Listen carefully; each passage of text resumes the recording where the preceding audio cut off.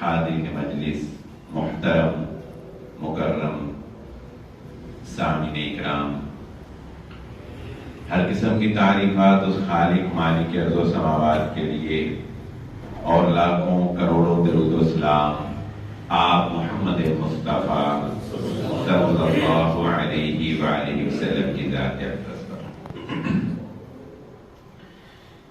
میری آپ کے ساتھ یہ اتفاقی پہلی ملاقات ہے۔ اتفاقی اس لیے کہا ہے کہ شیڈول میں تو میرا یہاں پہ بیان کرنا نہیں تھا۔ اللہ تعالیٰ زندگی میں برکت عطا فرمائے۔ حافظ سعود عالم صاحب حافظ اللہ تعالیٰ استاد محترم، ان کی معیت میں شیخ عاطف صاحب جو میرے کلاس فیلو ہیں، قریبی دوست ہیں، انہوں نے کہا کہ ہم نے جانا ہے، تو میں بھی ان کے ساتھ جو ہے وہ شریک سفر ہوا۔ ایک سمجھ لیں کہ سفر کے کوئی خوشگوار بنانے کے لیے، یا سفر میں حافظ صاحب سے کچھ فند و نصائح کو حاصل کرنے کے لیے۔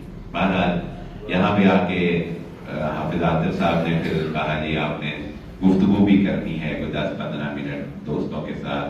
اللہ تعالیٰ سے یہ دعا کرتے ہیں کہ اللہ تعالیٰ میں جو کہوں اور آپ جو سنیں، اللہ تعالیٰ ہمارے لیے اس کو باعث منفعت بنائے، اور اللہ تعالیٰ ہمیں سمجھنے کی اور اس کے اوپر عمل پیدا ہونے کی توفیق عطا فرمائے۔ کیونکہ میرا کوئی ذہن نہیں تھا کہ میں کوئی تیاری کر کے نہیں آیا کہ آپ کے ساتھ کیا بات کروں گا، اس لیے درگزر کیجئے گا، چند ایک باتیں ایسے ہی جو ذہن میں آئیں گی وہ انشاءاللہ آپ کی گوش گزار کرتا چلا جاؤں گا۔ سب سے پہلے تو میں اکثر اپنے بیانات کے اندر یا اپنی گفتگو کے اندر اپنے نوجوانوں کو اور بالخصوص آنے والی نسل کو اور ہر پاکستانی کو میں یہ بات بڑے شد و مد اور بڑے زور اور جذبے کے ساتھ بتاتا ہوں کہ خدا را اللہ رب العزت کا تم پہ یہ بہت بڑا احسان ہے کہ اللہ تعالیٰ نے تمہیں مسلمان بنا دیا ہے۔ اس سے بڑا اللہ رب العزت کا اور کوئی احسان نہیں ہے کہ انسان کو اللہ رب العزت اسلام کی نعمت عطا فرمائے۔ نبی صلی اللہ علیہ وسلم نے فرمایا طوبی لمن ہدی الی الاسلام وکان رزقہ کفافا، وہ شخص بڑا ہی خوش نصیب ہے جس کو اللہ رب العزت اسلام دے دے اور بقدر کفایت رزق حلال عطا فرما دے۔ وہ غالب نے کہا ہے نا، تنگ دستی نہ ہو اگر غالب، تندرستی 1000 نعمت ہے۔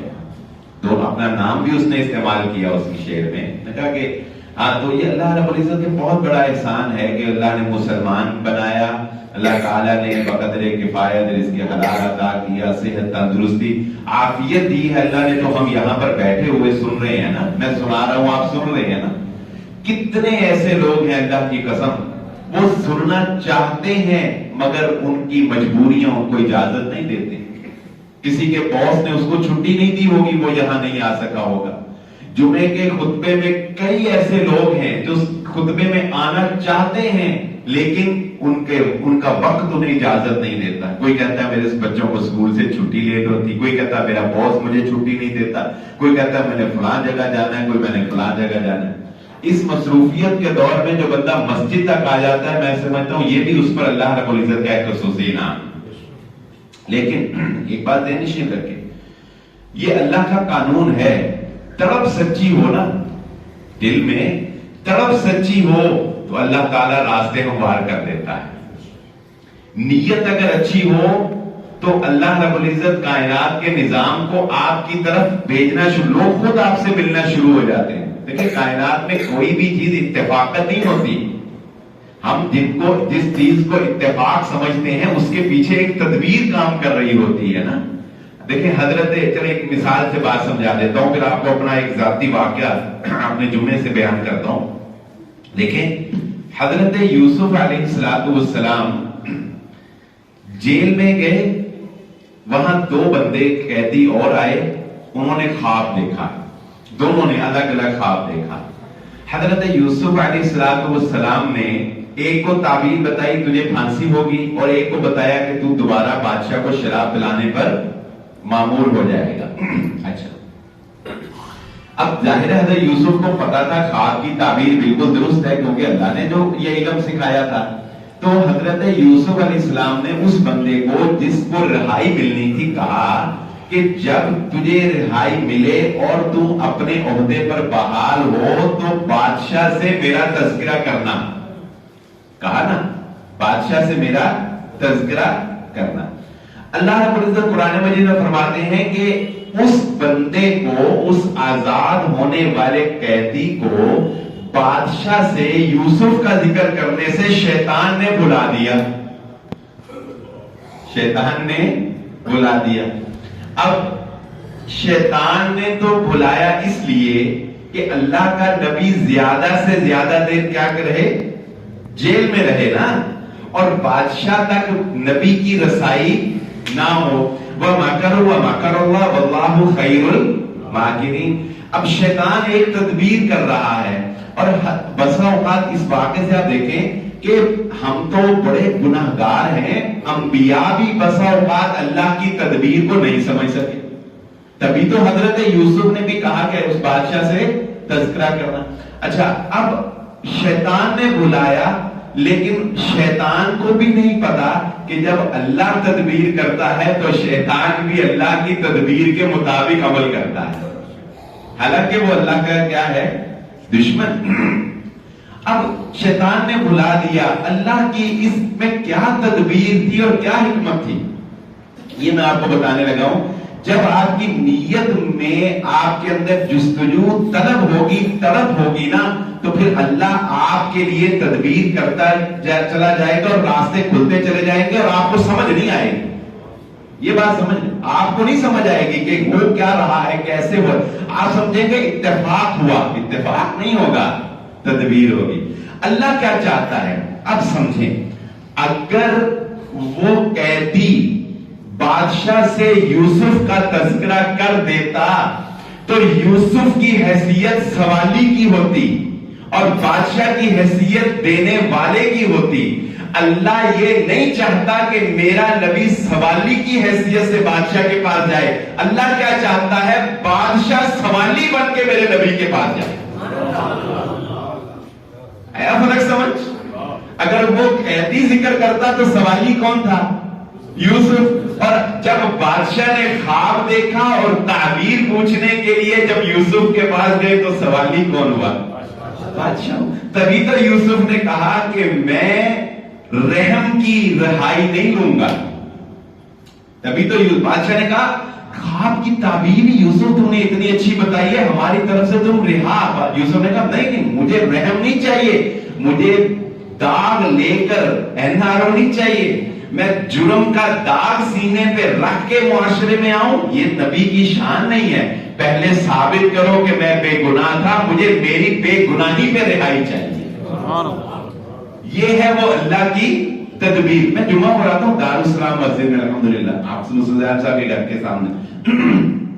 ایک لڑکا تھا, بڑے شوق سے جمعہ پڑھتا تھا, 3-4 جمعے بعد آتا تھا.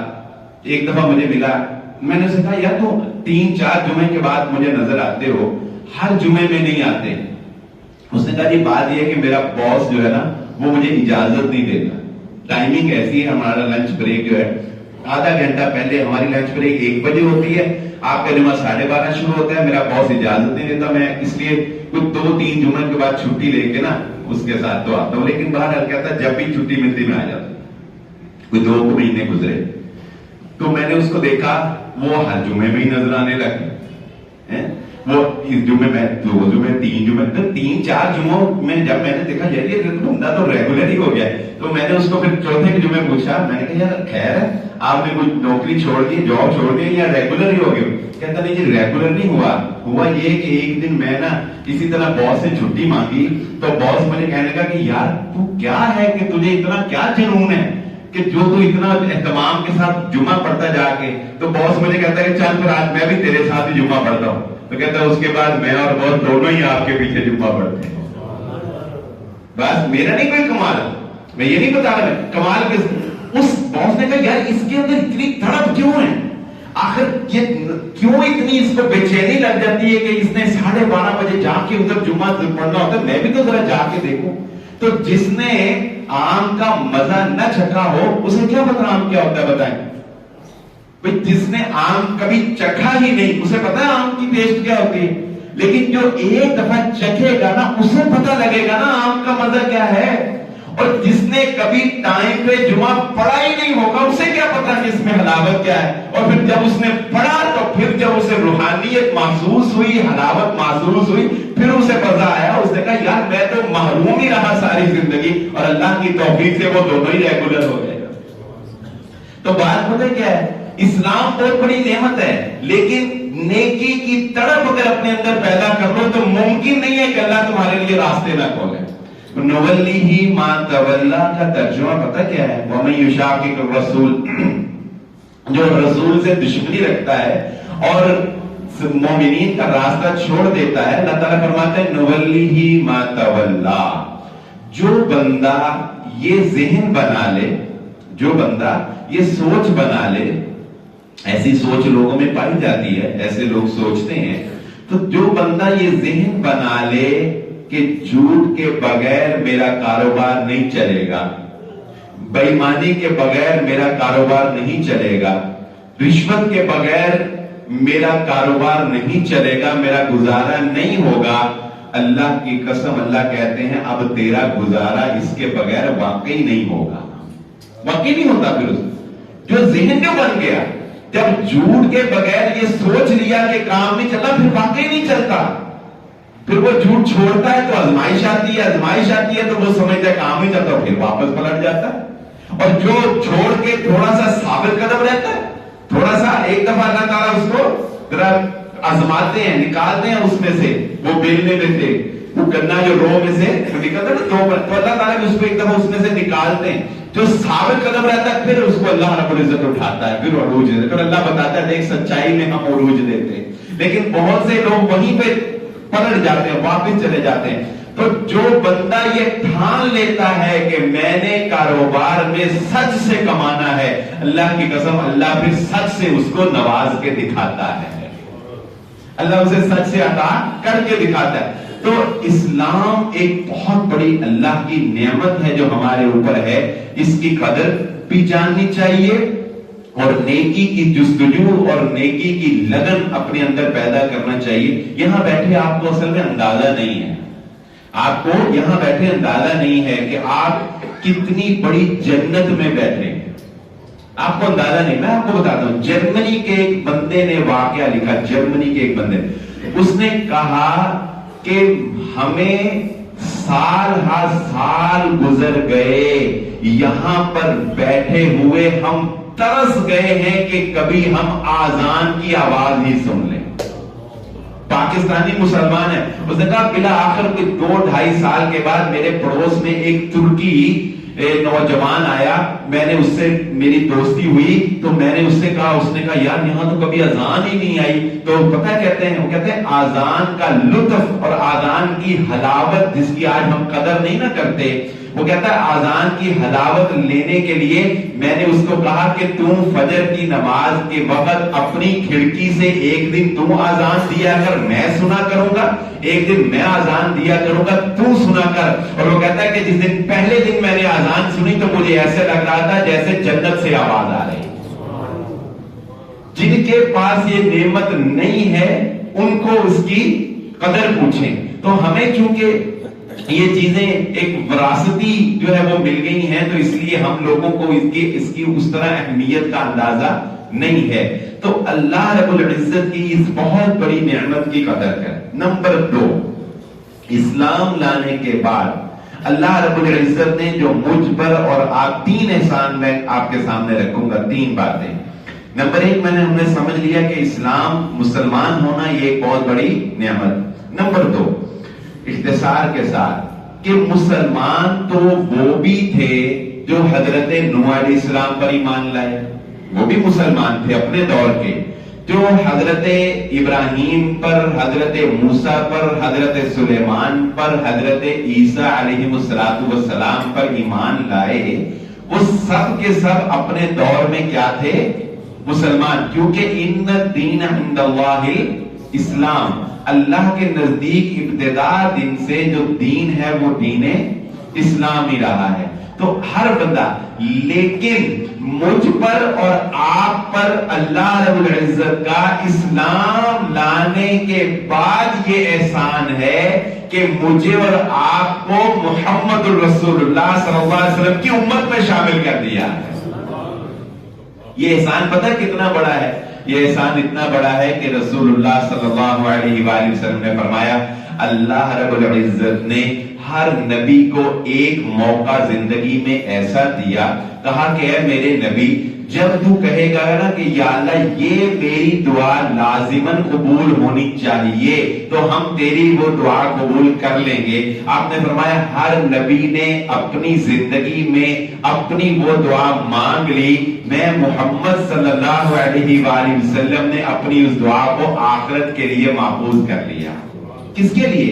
علی کے لیے، فاطمہ کے لیے، حسن و حسین کے لیے، ابو بکر عمر عثمان کے طلحہ زبیر کے لیے.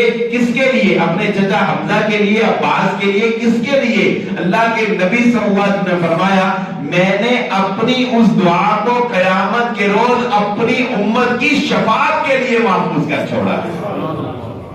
اسلام لانے کے بعد یہ نعمت ہوئی کہ نہ ہوئی؟ رسول اللہ صلی اللہ علیہ وسلم نے فرمایا قیامت کے دن جنتیوں کو اللہ کہے گا ادھر دائیں صف آ رہا ہے، جنتی ادھر جہنمی ادھر. یہاں تو مکس ہے نا، وہاں مکس نہیں ہوں گے، وہاں الگ، ایک ادھر سیپریٹ، دو الگ الگ پورشن. اللہ رب العزت، اللہ کے نبی صلی اللہ علیہ وسلم فرماتے ہیں اللہ رب العزت جنتیوں کی صف آرائی کرے گا، جہنمیوں کی الگ. 120 صفیں جنتیوں کی بنے گی جن میں سے 80 صفیں محمد رسول اللہ صلی اللہ علیہ وسلم کی امتیوں کے بنے.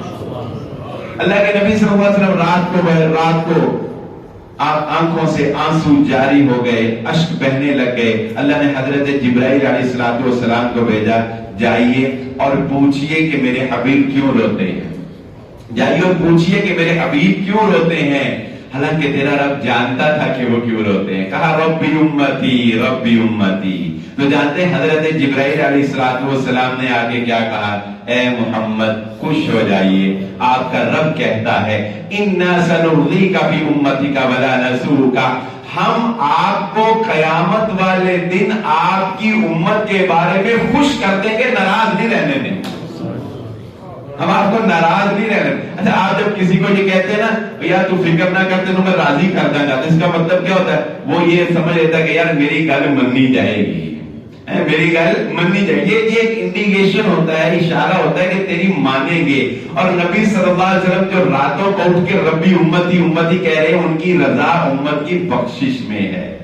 اور ایک نقطے کی بات آپ کو بتاؤں، ہے یہ بھی اللہ کی رحمت. قیامت کا دن ہوگا، قیامت کا دن ہوگا، لوگ پریشان حال ہوں گے. حضرت آدم علیہ السلام، بڑی لمبی روایت ہے لیکن ہمارا وقت اجازت نہیں دیتا، میں آپ کو صرف اشارے میں بات سمجھاتا ہوں. حضرت آدم، پھر حضرت نوح، پھر سارے نبیوں سے ہوتے ہوئے آپ نے علماء سے روایت سنی ہوگی کہ بلا آ کر لوگ جو ہیں وہ محمد الرسول اللہ صلی اللہ علیہ وسلم کے پاس آئیں گے. پھر وہ مقام محمود جو شفاعت کا مقام ہے، اللہ کے نبی صلی اللہ علیہ وآلہ وسلم سجدے میں گر جائیں گے. بڑا وہ طویل سجدہ ہوگا. پھر اللہ تعالیٰ اپنے خاص نام القاء کرے گا، ان ناموں کے ذریعے سے اللہ سے سوال کریں گے. تو اللہ کہے گا محمد صلی اللہ علیہ وسلم اپنا چہرہ اٹھائیے، مکھڑا اٹھائیے، چہرہ ہماری طرف کیجئے اور کہیے کیا کہتے ہیں. جو کہیں گے سنا جائے گا، جو مانگیں گے دیا جائے گا. تب محمد رسول اللہ صلی اللہ علیہ وآلہ وسلم پہلی بات پتہ کیا کریں گے؟ آپ یہ نہیں کہیں گے جب اللہ تعالیٰ شفاعت کا حکم دیں گے، یہ نہیں کہیں گے. حالانکہ یہ شفاعت بھی رحمت ہے، یہ شفاعت بھی اللہ کی رحمت ہے. اللہ اپنی رحمت سے اپنے نبی کو شفاعت کا حق دے گا. بخشنا اسی نے ہے، لیکن اس نے اپنے نبی کو پروٹوکول دیا کہ نبی تیرے کہنے پہ، تیری شفاعت پہ بخشے. یہ پروٹوکول ہوتا ہے نا، کسی کے کہنے پہ کیا جائے تو اگلے کو ہوتا ہے میرا مان رکھا، میرے کہنے پہ کیا اس نے. مان ہوتا ہے نا، کام بیشک کرنا ہی ہو انسان نے، لیکن وہ چاہتا ہے کوئی کہے تو کروں تو اس کا بھی مان رہے. تو ہے یہ بھی اللہ کی رحمت. لیکن جانتے اللہ کے نبی صلی اللہ علیہ وسلم کیا کہیں گے؟ اللہم عجل حسابہم، اے اللہ ان کا حساب جلدی کر دے. پہلی شفاعت، لوگ پریشان ہیں، حساب نہیں ہو رہا، قیامت کا دن ہے اور سختی ہے. تو اللہ کے نبی صلی اللہ علیہ وسلم پہلی بات پتہ کیا کہ اللہم عجل حسابہم، اے اللہ ان کا حساب جلدی کر دے. یہاں پر بعض لکھنے والوں نے ایک نقطے کی بات لکھی، تھوڑی سمجھ بھی آتی ہے کہ اللہ کے نبی صلی اللہ علیہ وسلم نے اللہ کو اس لیے کہا کہ حساب جلدی کر دے کہ اے اللہ جن کو حساب کر کے تو نے بخشنا ہے وہ تو بخشے جائے نا. جن کو تو نے بخشنا ہے، بخشنا بعد والوں کو بھی اللہ نہیں ہے، مگر جو اللہ کا ایک پروسیس ہے حساب کا، اس سے حساب کے ذریعے سے جو بخشنے وہ تو بخشے جائیں، جو بچ جائیں گے ان کی شفاعت کر کے پھر محمد ان کو بخشوائے صلی اللہ علیہ وسلم. اور اس حدیث کے آخری الفاظ پتہ کیا ہے؟ جب ایمان اللہ کے نبی صلی اللہ علیہ وسلم بلا آخر میں اللہ تعالیٰ کہیں گے اے محمد صلی اللہ علیہ وآلہ وسلم، جس امتی کے دل میں رائی کے دانے برابر اس سے بھی کم ایمان ہے اسے بھی جہنم سے نکال لیجیے. تو جب نبی صلی اللہ علیہ وسلم جہنم سے آخری امتی کو نکالیں گے تو وہ جہنم کا دروغہ کہے گا یا محمد، اے محمد صلی اللہ علیہ وآلہ وسلم، آپ نے تو اللہ کے غضب کے لیے جہنم میں ایک بھی امتی باقی نہیں چھوڑا ہے. یہ اعزاز مجھے اور آپ کو مفت میں حاصل ہے کہ میں اور آپ محمد الرسول اللہ صلی اللہ علیہ وسلم کے امتی ہیں. اور اللہ کے نبی صلی اللہ علیہ وسلم نے فرمایا 3 مرتبہ طوبی لہ طوبی لہ طوبی لہ، اے میرے صحابہ، اے میرے صحابہ، بہت خوش نصیب ہیں وہ لوگ، بہت خوش نصیب ہیں وہ لوگ. کون؟ اللہ کے نبی صلی اللہ علیہ وسلم نے فرمایا وہ جنہوں نے مجھے دیکھا نہیں ہے. اے میرے صحابہ، تم نے تو اس چہرے کو دیکھا ہے جس چہرے کو دیکھ کے بندہ پہچان جاتا ہے یہ کسی جھوٹے کا چہرہ نہیں ہو سکتا. اور یہ چہرہ تم نے تو میرے ہاتھوں سے چشموں کو جاری ہوتا دیکھا ہے، تم نے تو میری انگلی سے چاند کو 2 ٹکڑے ہوتا دیکھا ہے، تم نے تو غزوہ خندق میں میرے ہاتھوں سے پتھر کو ٹوٹتے دیکھا ہے، تم نے تو معجزے دیکھے ہیں، تم نے تو فرشتے کی وحی آتی دیکھی ہے، تم نے تو میرے چہرے پر پسینے سے وحی کے آثار دیکھے ہیں. اللہ کی قسم، اللہ کے نبی صلی اللہ علیہ وسلم فرماتے ہیں میرے بھائی ہیں وہ لوگ اور خوش نصیب ہیں وہ لوگ کہ جنہوں نے مجھے دیکھا نہیں، صرف میرا ذکر پڑھ کے مجھ پہ ایمان لے آئے. ہم نے دیکھا نہیں مگر ہم محمد رسول اللہ صلی اللہ علیہ وسلم پر ایمان رکھتے. اور اللہ رب العزت ہم سب کو دعا ہے کہ ہم سب کو اپنے حبیب صلی اللہ علیہ وسلم کی کا دیدار بھی نصیب فرما دے. یہ دیدار پتہ کیسے ہوتا ہے؟ بات لمبی تو نہیں ہوگی زیادہ، مجھے آتا صاحب 15-20 منٹ کا جزاک اللہ. اچھا ایک واقعہ آپ کو سناتا ہوں، وہی پہلی بات پھر آ جائے گی. یہ بڑے نصیب کی بات ہے. دیکھیں میں پھر وہی بات کہتا ہوں، ہمارا کوئی کمال نہیں ہے. کسی کی خوش نصیبی ہوتی ہے، کسی کی بد نصیبی ہوتی ہے. خیر چل کے بندے کے پاس جاتی ہے اور بندہ نہیں مانتا، یہ اس کی بد نصیبی. اللہ کا نبی، اللہ کا جو بات سنانا چاہتا ہوں وہ بعد میں سناؤں گا، یہ ایک تھوڑی سی مزید تمہیداً آپ کو بتا دوں کہ اللہ کا نبی خود چل کے طائف والوں کے پاس گیا، خود چل کے طائف والوں کے پاس گیا، اور جب وہاں سے ناقدری ہوئی تو واپس باغ میں جب استراحت کے لیے بیٹھے تو یونس علیہ السلام کی قوم سے ایک غلام نے کہا کاش کہ ان بدبختوں کو پتا ہوتا کائنات کا عظیم ترین انسان آج اس باغ میں موجود ہے. وہ خود نبی چل کے گیا، طائف والوں کو کہا وہ مجھ پر ایمان لے آؤ، دنیا پہ راج کرو گے، دنیا پہ تمہیں اللہ رب العزت طاقت دے گا، عزت دے گا، کمال دے گا. جن کے پاس چل کے گئے ان کی بدبختی کے انہوں نے ناقدری کر کے واپس بھیج دیا. اور ان کی خوش قسمتی دیکھو کہ جو 6 افراد مدینے سے صرف مکہ کی زیارت کرنے کے لیے آئے اور جاتے ہوئے ہمیشہ کے لیے محمد کو اپنے ساتھ لے گئے صلی اللہ علیہ وسلم. کسی نے اتفاقاً نیکی پالی اور کسی کے پاس نیکی چل کے بھی گئی تو اس نے نہیں مانا. اگر آپ کے پاس نیکی چل کے آئے اور آپ نہ قبول کریں یہ آپ کی بدبختی ہے، اور اگر آپ کو نیکی کے مواقع اللہ اتفاقاً دے دے اور آپ نیکی پالیں یہ آپ کی خوش قسمتی ہے۔ بتانا یہ چاہتا۔ اچھا وہ بات ہو رہی تھی نبی صلی اللہ علیہ وآلہ وسلم کے دیدار کی، تو شام کے ایک شیخ تھے، ان کا ایک شاگرد ایک دن جب تعلیم مکمل کر لی نا اس نے، تو وہ آیا، آ کر کہتا ہے شیخ علم تو آپ سے بڑا حاصل کیا، لیکن ایک خواہش ہے دل میں، ایک تڑپ ہے، اس تڑپ اور اس خواہش کو پورا کرنے کے لیے کوئی وظیفہ بتا دے۔ شیخ نے کہا بتاؤ کیا تڑپ ہے؟ اس نے کہا تڑپ یہ ہے کہ کسی طرح خواب میں محمد رسول اللہ صلی اللہ علیہ وآلہ وسلم کا دیدار نصیب ہو جائے۔ تو شیخ نے، اچھا ہم لوگوں کی یہ عادت ہے، ہم لوگ سمجھتے ہیں نماز پڑھو نہ پڑھو خیر ہے، دعا کرو نہ کرو خیر ہے، حلال کماؤ نہ کماؤ خیر ہے، وظیفہ کر لو کام ہو جائے گا۔ کرتے ہیں کہ نہیں؟ وظیفوں پہ بڑا دور ہے، ہر کام کے لیے وظیفہ۔ حتیٰ کہ مجھے ایک بندے نے سوال کیا، کہتا میرے سر کے بال سارے اتر گئے، بالوں کے لیے کوئی وظیفہ بتا دیتے۔ اس طرح کے وظیفے بھی لوگ پوچھتے ہیں۔ تو اس نے بھی خیر شیخ سے پوچھا، شیخ نے کہا یہ کون سی بات ہے؟ تم ایسا کرو، تم نے نا رات عشاء کی نماز کے بعد کھانا کھانا ہے، اور کھانا میرے ساتھ کھانا، میرے ساتھ دسترخوان۔ اس نے کہا ٹھیک ہے۔ اس نے کہا شاید شیخ نے کھانے میں کوئی دم شم کر کے کوئی پھونک شک ماری ہے، تو اس کی وجہ سے کوئی شاید یہ دیدار نصیب ہوگا۔ تو شیخ نے کھانا کھایا اور کھانے میں تھوڑی سی مرچ جو ہے وہ تیز رکھی اور دسترخوان پہ پانی نہیں رکھا۔ اب اس نے کھانا کھایا، پانی نہیں پیا، شیخ سے پانی مانگا، شیخ نے کہا نہیں، وظیفے کا یہ اصول ہے کہ کھانا کھانا اور پانی نہیں پینا۔ اس نے کہا چلو ٹھیک ہے۔ اب جب کھانا شانا کھا لیا، شیخ نے کہا بات یہ ہے کہ اب نا گھر جانا ہے، کسی سے بات نہیں کرنی، کسی سے بات نہیں کرنی، اور دائیں کروٹ سو جانا ہے، تو پھر جو خواب آئے گا وہ پھر صبح بات ہوگی۔ اس نے کہا جی ٹھیک ہے۔ اب وہ بیچارہ گیا، کسی سے بات نہیں کی، دائیں کروٹ سو گیا، پیاس لگی ہوئی تھی، کھانا کھایا ہوا تھا، ساری رات کبھی پلٹیاں لیتا رہا، کوئی نیند بھی آ گئی۔ صبح فجر میں شیخ سے ملاقات ہوئی، شیخ نے پوچھا سناؤ، کہتا جی خواب میں وہ دیدار تو نہیں ہوا نبی صلی اللہ علیہ وسلم۔ شیخ نے کہا پھر خواب میں کیا دیکھتے رہے ہو؟ کہتا جی میں تو ساری رات خواب میں پانی دیکھتا رہے ہیں۔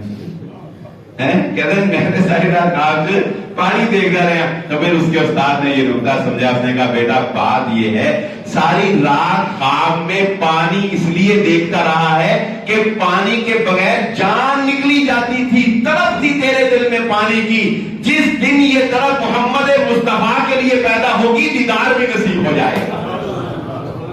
بات تو تڑپ کی ہے، بات تو تڑپ کی ہے، دل سے جو نکلتی ہے اثر رکھتی ہے، پر نہیں طاقتیں پرواز مگر رکھتی ہے۔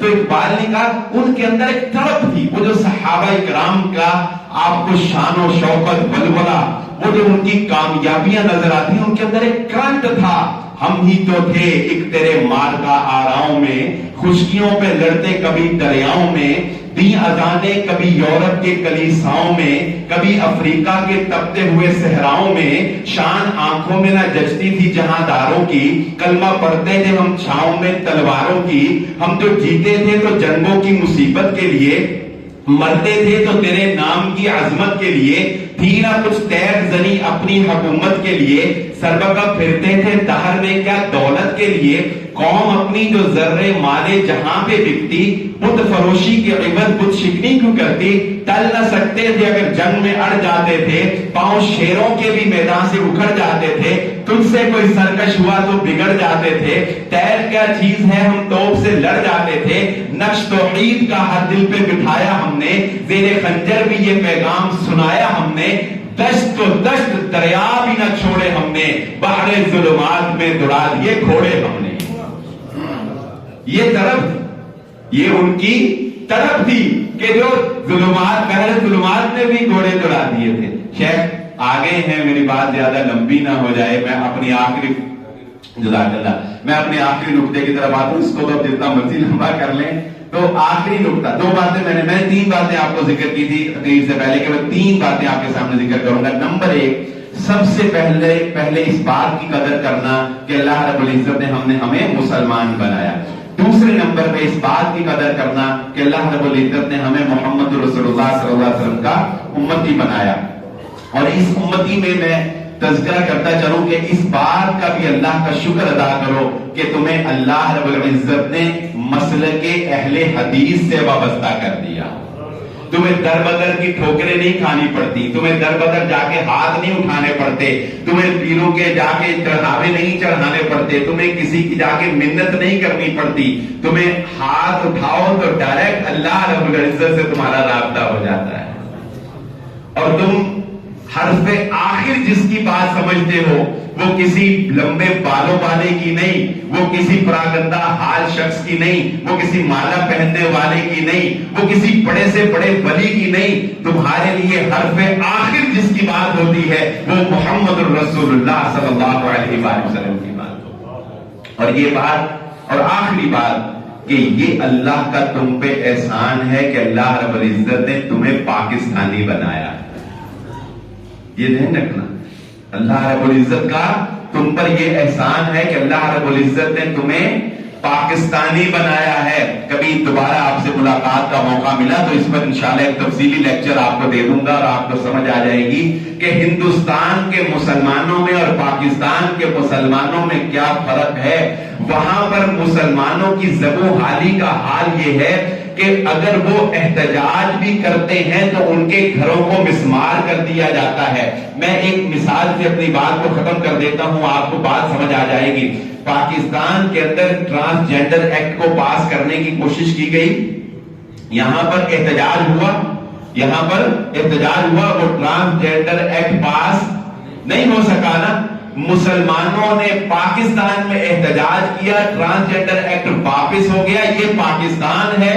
اور ہندوستان کے اندر پچھلے مہینے کی خبریں اٹھا کر دیکھ لو، وہاں کی سپریم کورٹ نے قانون پاس کر دیا کہ پورے ہندوستان کے اندر، انڈیا بھارت کے اندر کوئی بھی لڑکی خواہ وہ میرڈ ہو یا ان میرڈ ہو، شادی شدہ ہو یا غیر شادی شدہ ہو، اگر وہ پریگننٹ ہو جاتی ہے تو سیف ابارشن کروانا اس کا ہیومن رائٹ ہے. گویا زنا کو مکمل طور پر اس گورنمنٹ نے تحفظ دیا. بتاؤ ایک بھی مسلمان اس کے خلاف آواز اٹھا سکا؟ ایک بھی مسلمان بول سکا؟ اگر کوئی بولتا ہے تو اس کے گھر مسمار کر دیے جاتے ہیں. کسی بھی وقت وہاں پر مسلمان کو آتنکوادی قرار دے کے قتل کر دیا جاتا ہے. اور ستم ظریفی یہ ہے کہ مقدمہ بھی مسلمانوں کے خلاف جو ہے وہ درج کیا جاتا ہے. اور میری بات نوٹ کر لو، اگر پاکستان نہ ہوتا تو بر صغیر کے اندر مسلمانوں کا وجود باقی نہ رہتا. یہ آنے والے حالات میں تم دیکھ لو گے، وہاں کے محلوں کے نام تبدیل کیے جا رہے ہیں. وہاں کی ہماری یونیورسٹیوں کے نام، محلوں کے نام اسلامی ہے نا، وہاں پر تمام محلوں کے نام اسلامی ناموں سے ہٹا کر ہندوؤں کے ناموں پہ کیے جا رہے ہیں. یونیورسٹیز کے نام ہندوؤں کے ناموں پہ کیے جا رہے ہیں. یعنی بتدریج مسلمانوں کی نسل کشی کر کے اسلام اور مسلمانوں کو نصاب سے نکالا جا رہا ہے. یہاں پر تم جس طرح پر امن طریقے سے اسلام پر عمل پیرا ہو، وہاں پر اب یہ ممکن نہیں رہا ہے. اسلام بڑی نعمت ہے، امت محمدیہ ہونا بڑی نعمت ہے، اہل حدیث ہونا بڑی نعمت ہے، اور پاکستانی ہونا بڑی نعمت ہے. اور اللہ رب العزت نے یہ 4 نعمتیں الحمدللہ مجھے بھی عطا کی ہیں، آپ کو بھی عطا کی ہیں. اللہ رب العزت سے دعا ہے اللہ تعالی ہمیں شکر کرنے کی، ان نعمتوں کی قدر جاننے کی توفیق عطا فرمائے. وآخر دعوانا الحمدللہ رب العالمین.